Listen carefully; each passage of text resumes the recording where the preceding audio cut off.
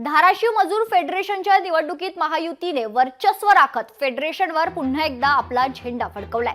14 पैकी 11 जागा जिंकत महायुतीने दणदणीत विजय मिळवला, तर महाविकास आघाडीला केवळ 3 जागा मिळाल्याने महाविकास आघाडीचा पुरता सुपडा साफ झालाय।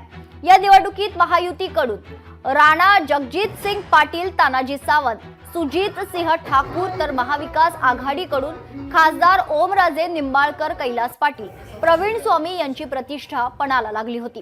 मात्र राणा जगजित सिंग पाटील यांनी आपली पूर्ण ताकद पणाला लावून आपलं वर्चस्व या मजूर संस्थेवर प्रस्थापित केलं। पॅनल होते, एक आघाडीचा आणि एक युतीचा असा पॅनल होता।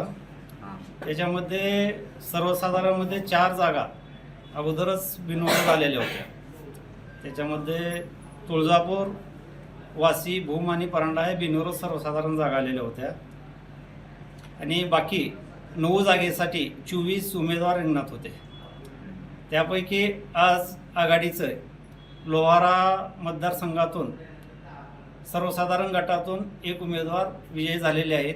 बाकी उर्वरित 8 उमेदवार हे महायुतीचे निवडून आलेले आहेत। लोकशाही मराठी ऐका, पहा, जागरूक रहा।